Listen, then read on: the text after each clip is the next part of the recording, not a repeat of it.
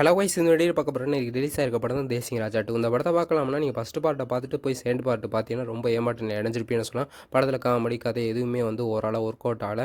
ஆனால் ஒருவேளை first part பார்க்காம இருந்து செகண்ட் பார்ட்டு பார்த்துருந்தீங்கன்னா ஓரளவு ஒர்க் அவுட் ஆயிருக்கலாம் வாய்ப்பு இருக்குது. ஆனால் படத்தில் வந்து ஃபஸ்ட் ஹாஃப்லாகவே ரொம்ப ஸ்லோ ஆன மாதிரி தான் எனக்கு ஃபீல் ஆனிச்சு. செகண்ட் ஹாஃபில் ஒவ்வொரு காமெடிஸ் நிறைய இடத்துல கொஞ்சம் ஒர்க் அவுட் ஆனக்கில் தான் கொஞ்சம் படம் ஓரளவு நல்லா இருந்துச்சுன்னே சொல்லலாம் வந்து.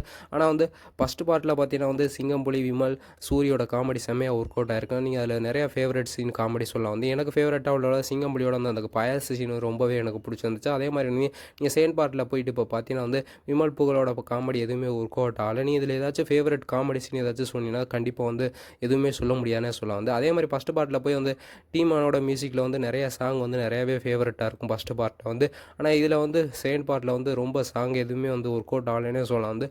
ஓவராலாக நீங்கள் அந்த படத்தை பார்க்கலாமான்னா கண்டிப்பாக ஒன் டைம் வாட்சஃபுல் ஃபிலிம்னே சொல்லலாம் வந்து. இந்த படத்தை பார்த்தோ கமெண்ட் பண்ணுங்கள். இது மாதிரி ரெகுலரான சினிமா அப்படி தெரிஞ்சுக்கலாம். ஒரே ஒரு லைக், சப்ஸ்கிரைப் பண்ணுங்கள். இந்த வீடியோ பிடிச்சதா லைக் அண்ட் ஷேர் பண்ணுங்கள்.